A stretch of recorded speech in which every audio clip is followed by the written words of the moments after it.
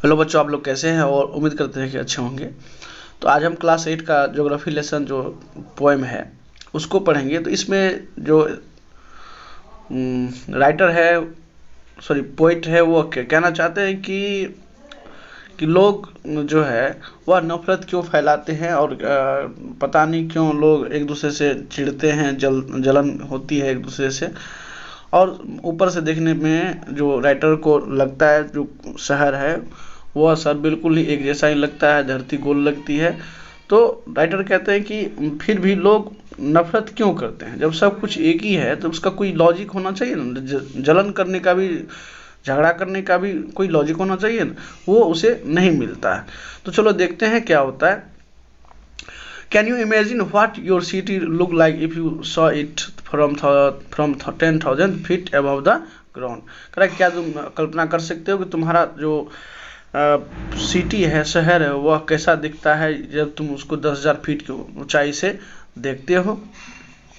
Neatly plan and perfect in proportion like a geometric design, और यह निश्चित रूप से बिल्कुल ही एक सुनियोजित तरीके से, नीटली प्लान मतलब सुनियोजित तरीके से, परफेक्ट प्रोपोर्शन में मतलब जिसको जितना बड़ा होना चाहिए या छोटा होना चाहिए उतना तरह, और किसके तरह, ज्योमेट्रिक डिजाइन की तरह। जिस तरह से हम ज्योमेट्रिक डिजाइन बनाते हैं तो बिल्कुल ही नाप जोख करके बनाते हैं कि कौन कितना बड़ा होगा और कौन कितना छोटा होगा। तो सेम उसी तरीके से राइटर को लगता है जब वह 10,000 फीट की ऊंचाई से इसको देखते हैं, शहर को देखते हैं। It would strike you as something very different from what it actually is while you are in thick of it. Correct. लेकिन तुमको ये क्या कर देगा, क्या करता है, स्ट्राइक करता है, ठीक है, कुछ अलग तरीके से जब तुम इसको निश्चित रूप से जब तुम इसको नज़दीक से जा करके देखते हो। मतलब नज़दीक से जाने के बाद जो है बिल्कुल डिफरेंट लगता है, बेढंग लगता है देखने में कि कैसा है, नहीं है। लेकिन अगर हम ऊपर से देखते हैं, ठीक है, 10,000 फीट की ऊंचाई से देखते हैं तो सब कुछ लगता है कि सब कुछ सेम है, सब कुछ परफेक्ट प्रोपोर्शन में बना हुआ है। Here is a poet description of such of just such A view of the city. और यहाँ पे कुछ पोइट का डिस्क्रिप्शन है, पोइट जो बताए अपना डिस्क्रिप्शन बताए हैं सिटी के नज़ारे के बारे में, सीन के बारे में, दृश्य के बारे में। And some question that come to him man, और उसको देख करके जो पोइट है उसको, उसके मन में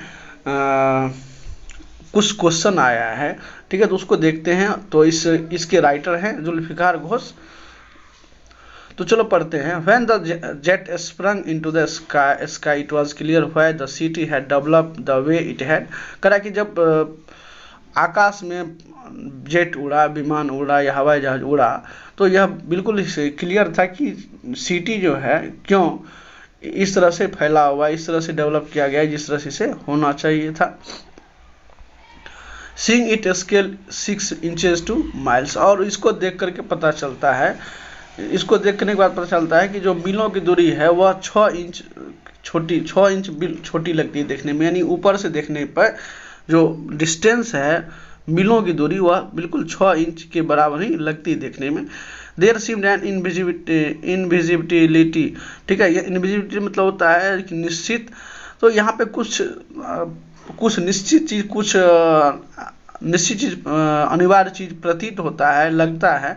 about what on ground had looked happiest unplanned and without style when the jet sprung into the sky. अब राइटर कहते हैं कि कुछ निश्चित चीज जो लगती है देखने में ग्राउंड पे, वह क्या लगती है, हैप्पीस्ट मतलब होता है अनप्लान्ड या विदाउट स्टाइल। देखिए यहाँ पे कुछ मीनिंग दिया हुआ है तो मीनिंग भी दे लेते हैं। तो हैप्पीस्ट मतलब विदाउट प्लान और ऑर्डर, मतलब कह सकते हैं बेढंग तरीके से। और इनविजिबल मतलब लगता मीनिंग दिया हुआ दैट कांट बी अवॉइडेड। तो यहाँ पे कह सकते हैं हिंदी में निश्चित। तो चलिए आते हैं जहाँ पे हम लोग थे।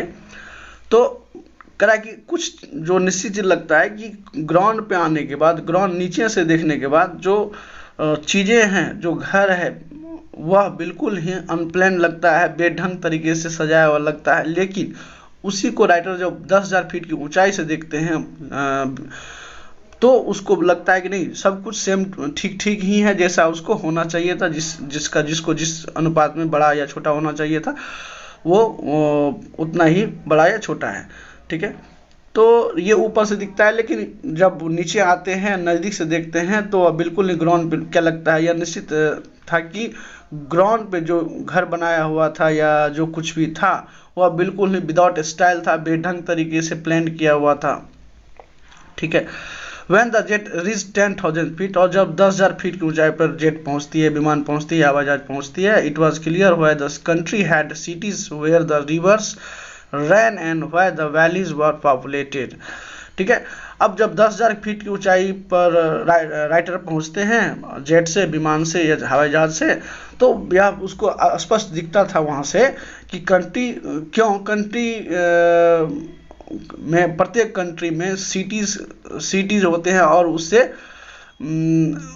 सिटीज, और जहाँ पर नदियाँ बहती हैं, ठीक है। जहाँ ये देखिए, यहाँ पे एक बहुत ही अच्छा चीज़ कहा है पोइट ने कि हम जहाँ भी देख लें जो अच्छा शहर है वह किसी न किसी नदी के किनारे ही बसा हुआ है, एंड और वह द वैलीज वर पॉपुलेट, और उसको वहाँ से देखने के बाद पता चला कि क्यों जो वैलीज है, जो झरना है या घाटियां हैं, वो इतने पॉपुलेटेड क्यों है, इसका रीजन, पॉपुलेटेड होने का, प्रदूषित होने का रीजन क्या है।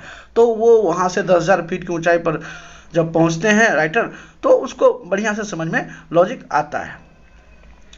तो यहाँ पे हमने देख लिया कि राइटर को वहाँ से क्या क्या क्लियर स्पष्ट दिखता था, किस चीज़ का लॉजिक स्पष्ट दिखता था। अब आज चलते हैं आगे, द लॉजिक ऑफ ज्योग्राफी। जो और राइटर कह रहे कि इसमें ज्योग्राफी का लॉजिक ये है कि land and water attracted man was clearly delineated मतलब होता है स्पष्ट दिखना, ठीक है। तो इसका ये सब पॉपुलेटेड होने का या रिवर होने का, सिटीज के पास रिवर होने का, ये सारा चीज़ का जो ज्योग्राफी लॉजिक है वह ये था कि जो लैंड और वाटर है वह लोगों को अट्रैक्ट करता है, और दुनिया में सभी लोगों को पानी और ज़मीन की आवश्यकता है। अभी लोग ज़मीन के लिए लड़ रहे हैं कि हम कितना ज़मीन अपने लिए हम इकट्ठा कर लें या अपने नाम से कर लें, तो हम लोग ऐसा देखते हैं। और ये बात 10,000 फीट की ऊंचाई पर राइटर पहुंचते हैं, तो ये भी बात उसको स्पष्ट दिखता था। क्लियर डिलीनिएटेड मतलब मैं बार बार कह रहा हूँ कि स्पष्ट दिखना। व्हेन द जीट रीच्ड 10,000 फीट, और यह कब दिखता है, जब 10,000 फीट की ऊंचाई पर राइटर पहुंचते हैं, तो उसको स्पष्ट दिखता है, ठीक है। When the jet rose 6 miles high, और जब जेट, यहाँ पे रोज मतलब ऊपर उठना, तो राइटर कहने जब 6 मील की ऊंचाई पर जेट पहुंचता है, ठीक है, तो इट वाज क्लियर, यह बिल्कुल स्पष्ट दिखता था कि द अर्थ वाज राउंड, तो वहाँ से स्पष्ट दिखता था कि जो अर्थ है वह बिल्कुल ही राउंड है, and that it had more sea than land, और वहाँ से दिखता था कि यहाँ पे ज़मीन से ज़्यादा समुद्र ही है, यानी पानी वाला एरिया ज़्यादा है। और निश्चित रूप से हमारा जो धरती है वह अधिकांश भाग उसका पानी से घिरा हुआ है। तो इसीलिए राइटर आगे कहते हैं कि काहे हम लोग लड़ाई करते हैं ज़मीन के लिए, ज़मीन तो सब कुछ तो एक ही है, तो फिर हम लोग क्यों नफरत फैला रहे हैं। बट लेकिन यहाँ पे देखिए राइटर बहुत मार्मिक बात कह रहे हैं, बहुत ही कह सकते हैं कि बहुत पॉइंटफुल बात कह रहे हैं कि but it was difficult to understand, लेकिन यह समझना असमर्थ था, मतलब असंभव था या कठिन था कि that the man on the earth found cause to hate each other, लेकिन वहाँ से ये नहीं दिखता था कि जो धरती पर लोग रहते हैं वह नफरत एक दूसरे से क्यों करते हैं, क्या कारण है नफरत करने का, ये पता वहाँ से नहीं चल रहा था। To build walls across cities to kill from that height it was not clear why. और राइटर कहते हैं कि वहाँ से ये भी नहीं दिखता है कि लोग एक दूसरे से नफरत करने के साथ साथ क्या करते हैं, तो एक दूसरे के अगेंस्ट वाल बना देते हैं कि हमारा ये बॉर्डर है, ये इस देश का ये बॉर्डर है, वहाँ आप नहीं जा सकते हैं, यहाँ जा सकते हैं। तो ये चीज़ उसको वहाँ से क्लियर नहीं दिखता था। तो बिना लॉजिक का कोई चीज़ करना या देखना बिल्कुल ही अजीब लगता है। तो राइटर कहते हैं कि सब कोई शांति से रहो, प्यार से रहो, क्यों एक दूसरे से नफरत करते हो? जब हमें कोई लॉजिक नहीं दिखता है, झगड़ा करने का कोई लॉजिक नहीं दिखता है, और धरती गोल है, तो हम लोग उसको पीसेज में क्यों बांटते हैं? तो यहाँ पे राइटर का ओवरऑल कहना है कि हमें शांतिपूर्वक रहना चाहिए, और एक दूसरे से लड़ाई नहीं करनी चाहिए, और नफरत नहीं फैलाना चाहिए कि ये वो है, वो ये है। तो इस तरह से हमारा जो पोएम है वह कंप्लीट होता है, और मैं आप लोगों से रिक्वेस्ट करता हूं कि आप लोग शेयर करें, कमेंट करें और सब्सक्राइब करें, और अपने दोस्तों में शेयर करें। और जो कुछ भी अगर और कुछ जानने की इच्छा हो तो कमेंट करें, मैं उसका वीडियो आप लोगों के लिए अवश्य बनाऊंगा। तो धन्यवाद, देखने के लिए आप लोगों को बहुत बहुत धन्यवाद।